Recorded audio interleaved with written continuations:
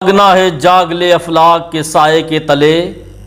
حشر تک سونا پڑے گا خاک کے سائے کے تلے۔ آج ہمارے تمہارے سینوں میں اللہ تبارک و تعالیٰ کا خوف نہیں ہے۔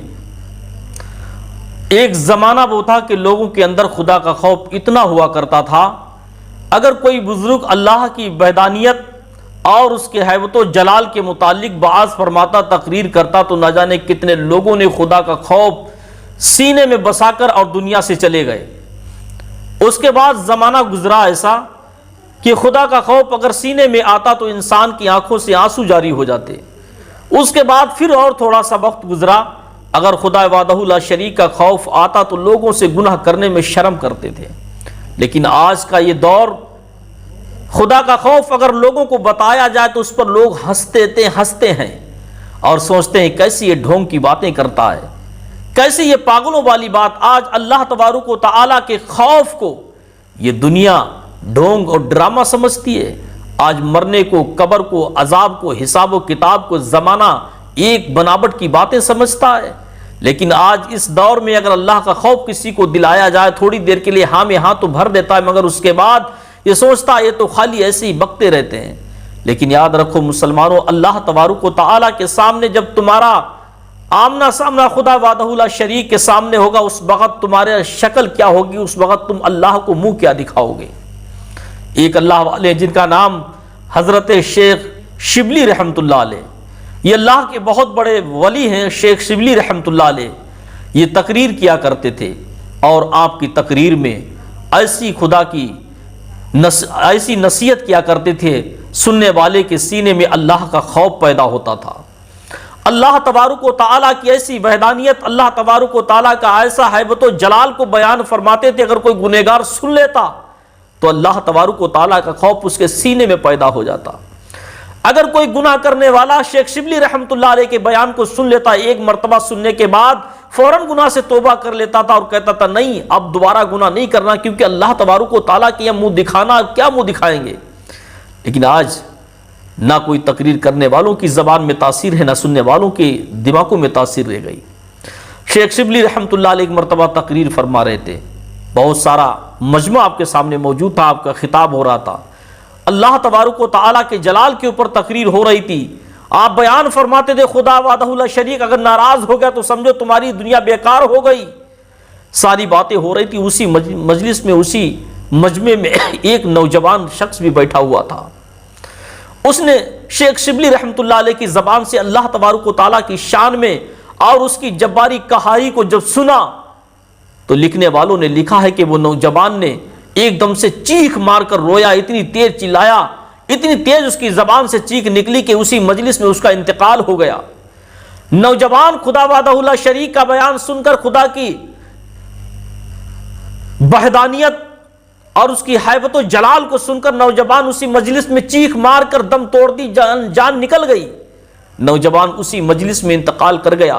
اس کے گھر والوں نے دیکھا، اس کے باپ نے، اس کے بھائیوں نے دیکھا کہ شیخ شبلی نے پتہ نہیں ایسی کون سی بات، نامعلوم ایسا کون سا بیان کر دیا جس سے میرے نوجوان بیٹے کی جان چلی گئی۔ شیخ شبلی رحمۃ اللہ علیہ کو فوراً گرفتار کر لیا گیا، بادشاہ بخت کے پاس دعویٰ کر دیا گیا۔ اس نوجوان بیٹے کے باپ نے وقت کے بادشاہ کے پاس جا کر یہ دعویٰ کر دیا کہ شیخ شبلی نے میرے بیٹے کو مار دیا۔ شیخ شبلی رحمۃ اللہ علیہ کو وقت کے بادشاہ نے اپنی دربار میں بلوایا اور کہا جاؤ شیخ شبلی کو بلا کر لاؤ۔ آپ کے بادشاہ کے نمائندے گئے، شیخ شبلی رحمۃ اللہ علیہ کو لے کر آئے اور وقت کے بادشاہ نے کہا کہ تم نے ان کے نوجوان بیٹے کو کیوں قتل کر دیا؟ اس وقت کا جو وقت کا بادشاہ تھا کوئی عام انسان نہیں، امیر المومنین حضرت عمر فاروق اعظم رضی اللہ تعالیٰ عنہ تھے، جن کا انصاف اتنا پختہ انصاف تھا۔ حضرت عمر فاروق اعظم وہی ہیں جو اپنے پاس ایک شخص کو رکھا کرتے تھے، اس لیے کہ اے نوجوان تو مجھے خدا کا یاد دلاتے رہنا، میں کسی چیز کا انصاف کروں یا کسی کا فیصلہ کروں، اس وقت مجھے فیصلہ کرنے سے پہلے مجھے یہ بتا دینا کہ اے عمر تمہیں ایک دن مرنا ہے، تاکہ میرے ذہن میں کوئی غفلت نہ پیدا ہو سکے، میرا ذہن منتشر نہ ہو سکے۔ یہ وہ عمر فاروق اعظم ہر فیصلہ کرنے سے پہلے ایک شخص کو اپنے پاس کھڑا رکھتے تھے، صرف یہ حکم دینے کے لیے عمر فیصلہ عدل و انصاف کے دائرے میں کرنا، ایک دن خدا کی بارگاہ میں جانا ہے۔ یہ وہی عمر ہے جب عمر فاروق اعظم کا ایک داڑھی کا بال سفید ہو گیا تھا، تو عمر فاروق اعظم کے پاس جو کھڑا ہوتا تھا یہ بتانے کے لیے عمر کے ایک دن مرنا ہے، جب ایک بال آپ کا جس دن سفید ہوا آپ نے اس نوجوان اس شخص سے کہہ دیا میرے پاس کھڑے ہونے کی ضرورت نہیں ہے، تو اس نے کہا حضور ایسا کیوں؟ تو عمر فاروق اعظم نے فرمایا کہ آج میری داڑھی کا بال سفید ہو گیا ہے، اب میری داڑھی کا بال سفید ہو گیا ہے، اب مجھے بتانے کی ضرورت نہیں ہے کہ مجھے مرنا ہے، میں داڑھی کے بال کو یاد کر کے سوچ لیتا ہوں کہ میری موت اب قریب ہے۔ لیکن آج پوری داڑیاں سفید ہو گئی پھر بھی جھوٹ سے باز نہیں، آج پورا انسان بوڑھا ہو گیا، مرنے کے کگار پر قبر میں پیر لٹکائے بیٹھا ہے مگر حرام خوری کرنے سے باز نہیں۔ لیکن بات چل رہی تھی شیخ شبلی رحمت اللہ علیہ کو عمر فاروق اعظم کے دربار میں لایا گیا۔ عمر فاروق اعظم نے فرمایا شیخ شبلی تم نے اس کے نوجوان بیٹے کو کیوں مار دیا؟ شیخ شبلی رحمت اللہ علیہ کی آنکھوں میں آنسو آ گئے اور فرمانے لگے حضور میں نے اس کے بیٹے کو نہیں مارا، بلکہ میں تو اللہ تبارک و تعالیٰ کی قدرت کی بات بیان کر رہا تھا، میں تو اللہ تبارک و تعالیٰ کی وحدانیت کو بیان کر رہا تھا، میں تو اللہ تبارک و تعالیٰ کی ہیبت و جلال کو بیان کر رہا تھا۔ اس کے سینے میں خدا وحدہ لا شریک کا اتنا خوف پیدا ہو گیا، اللہ سے ایسی محبت ہو گئی، اس نے اپنے دل میں سوچ لیا پروردگار اب یہ دنیا بیکار ہے تو مجھے اپنے پاس بلا لے۔ شیخ شبلی فرماتے اس نے جیسے دعا کے لیے ہاتھ اٹھائے دعا کی، اللہ تبارک و تعالیٰ نے اس کی روح کو قبض کر لیا، اپنے پاس بلا لیا، اس کو جنتی بنا دیا۔ جب شیخ شبلی رحمت اللہ علیہ نے عمر فاروق اعظم کے دربار میں یہ بات بولی، یہ بات کہی، عمر فاروق اعظم نے شیخ شبلی کی گفتگو سننے کے بعد آپ نے فرمایا ان کے نوجوان بیٹے کے برسا یعنی گھر والوں سے کہا، اس کے باپ سے کہا دیکھیے تمہارے بیٹے کا انتقال میں ان کا کوئی قصور نہیں ہے،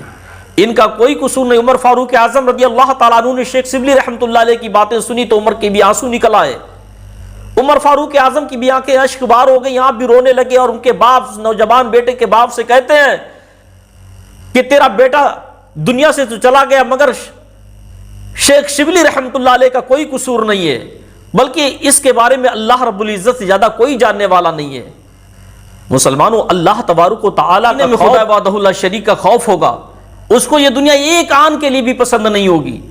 جس کے دل میں اللہ اس کے رسول کی محبت اور ساتھ میں خدا کا خوف ہوگا اس کو یہ دنیا سے نفرت ہوگی، محبت نہیں ہو سکتی۔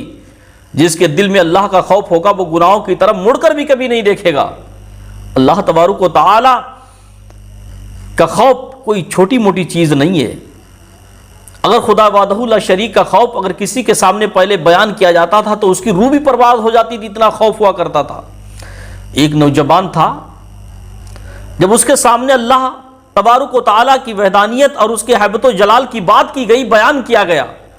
تو اس کے دل میں اتنا خوف آیا تو وہ اپنے پیر سے کہنے لگا کیا میدان محشر جب قائم ہوگا، اللہ تبارک و تعالیٰ کے پاس جب حساب و کتاب لیا جائے گا، میدان محشر ہوگا، نہ میرا باپ میرے ساتھ ہوگا، نہ میرا بھائی میرے ساتھ ہوگا، نہ میری ماں میرے ساتھ ہوگا، نہ میرا دوست میرے ساتھ ہوگا، نہ میرے عزیز و اقارب میرے ساتھ ہوں گے، ایسی گھڑی میں میری کون مدد کرے گا؟ آج دنیا کے اندر کوئی مسئلہ پھنستا، کوئی پریشانی ہوتی ہے تو میرے بھائی میری مدد کرنے کے لیے تیار ہو جاتے ہیں، سب سے پہلے میرا باپ میری مدد کرنے کے لیے آ جاتا ہے، میری ماں میری مدد کرنے کے لیے تیار، میرے عزیز و اقارب میرے پڑوسی میرے گاؤں والے میری مدد کرنے کے لیے تیار ہو جاتے ہیں۔ مگر جب میدان محشر قائم ہوگا وہاں تو کوئی کسی کا نہیں ہوگا، نفسی نفسی کا عالم ہوگا، ایسی گھڑی میں کون کس کا کون مدد کرے گا؟ میں تو گنہگار ہوں، اللہ تبارک و تعالیٰ نے ایسی گھڑی میں مجھ سے امتحان لے لیا، میں تو جہنم میں ہی جل جاؤں گا، میں کیسے بچوں؟ مجھے بچنے کا طریقہ بتا دیجئے گا۔ تو پیر صاحب کہنے لگے نوجوان کیا تجھے اللہ کی ذات پہ بھروسہ نہیں ہے؟ تجھے اپنے رب کی ذات پہ بھروسہ نہیں؟ نوجوان کہتا حضور مجھے پورا بھروسہ اللہ کی ذات پر ہے، مگر جب ایسی گھڑی میں جب کوئی کسی کا نہیں ہوگا اس وقت میری کون مدد کرے گا؟ تو پیر کہتا ہے اے نوجوان اگر میدان محشر تیرا حساب و کتاب میدان محشر میں تیری ماں کے ہاتھ میں دے دیا جائے اور ماں تیرا حساب و کتاب لے، تجھے اس وقت خوشی محسوس ہوگی یا دکھ ہوگا؟ تو نوجوان کہنے لگا اگر ماں میرا حساب و کتاب لے گی تو ماں تو میرا ایک بھی ذرہ برابر بھی بال باقا بھی مجھے تکلیف میں نہیں دے سکتی، تب تو جنت کنفرم پکی ہو گئی۔ اگر میرا حساب و کتاب میری ماں کے ہاتھ میں رکھ دیا جائے تو ماں تو مجھے جنت میں بھیج دے گی، چاہے میرے مجھ سے کتنے گناہ کیوں نہ کیے ہوں، کیونکہ ماں تو ایک ماں ہے، حساب و کتاب لے لیا تو جنت پکی۔ تو پیر صاحب کہتے ہیں نوجوان بولے نوجوان جب ماں کے ہاتھ میں حساب و کتاب ہوگا تیری جنت پکی، اور رب تو وہ ہے جو 70 ماہوں سے زیادہ محبت کرنے والا ہے، تب نہیں جنت پکی۔ رب تو وہ ہے جو 70 ماؤں سے زیادہ اپنے بندے سے پیار کرتا ہے۔ جب ماں تجھے جنت میں بھیج سکتی ہے تو تیرا رب وہ ہے تجھے 70 ماؤں سے زیادہ محبت کرتا ہے، تو فکر میدان محشری نہ کر، بلکہ اللہ تجھے جنت ضرور عطا فرمائے گا۔ تو آج ہم لوگوں کو سوچنا چاہیے